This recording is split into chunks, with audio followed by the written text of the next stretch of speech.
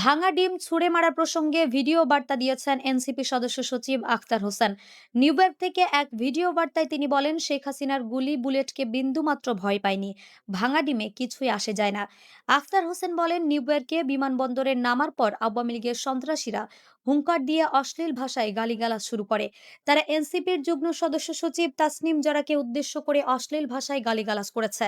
এটাই আওয়ামী লীগের প্রকৃত চরিত্র। আওয়ামী লীগ জন্মগত ও প্রকৃতিগতভাবে একটি সন্ত্রাসী সংগঠন উল্লেখ করে তিনি বলেন, তারা স্বাধীনতাপন্থী মানুষদের উপর সন্ত্রাস চালাবে এবং যারা জুলাই অভ্যুত্থানের পক্ষের শক্তি হিসেবে আছেন তাদেরও তারা হামলার লক্ষ্য করবে।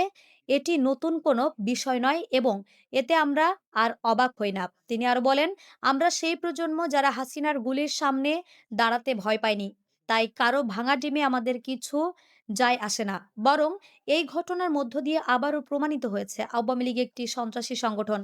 অন্তর্বর্তীকালীন সরকার এই দীর্ঘ সময়ে আওয়ামী লীগের যে বিচার প্রক্রিয়া শুরু করার কথা ছিল সেটি খুব সামান্যই অগ্রসর হয়েছে অভিযোগ করে তিনি বলেন, এই সুযোগে আওয়ামী লীগের সন্ত্রাসীরা বিশ্বের বিভিন্ন দেশে পালিয়ে এসেছে। এখনো তারা সন্ত্রাসের ছক কষতে দেশ বিদেশে আওয়ামী লীগ ও তাদের দোসররা সন্ত্রাসের যে ছক কষতে তাদের অতি দ্রুত বাংলাদেশে ফিরিয়ে এনে বিচারের আওতায় আনতে হবে।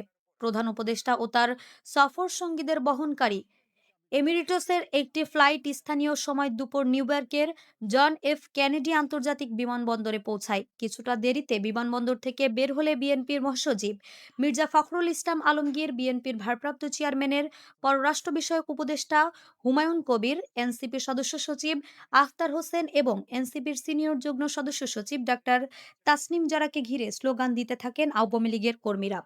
আমরা সেই প্রজন্ম যারা হাসিনার গুলির সামনে দাঁড়াতে আমরা ভয় পাই নাই, অতএব কারো ভাঙ্গা ডিমে আমাদের কিছু যায় আসে না। তাদের নিজের চেহারা আরো স্পষ্ট করছেন দেশে এবং বিদেশের মাটিতে।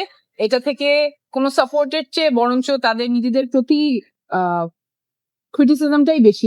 ওভারঅল পুরো ম্যানেজমেন্ট যেটা আমি দেখলাম যে আজকে আমাদেরকে এক জায়গায় দিয়ে গাড়িতে উঠেছে আনার জন্য, আবার গাড়ি থেকে নামে নর্মাল প্রসেসে আসছে, এগুলো খুব বেশি কমিউনিকেশন গ্যাপ আছে বলে এটা আমার কাছে মনে হয়েছে। হাই কমিশনের ম্যানেজমেন্ট ব্যর্থতা, এটা তো কোনো সন্দেহ। এটা অবশ্যই এটা কোনোভাবে গ্রহণযোগ্য না ওই ধরনের আচরণ।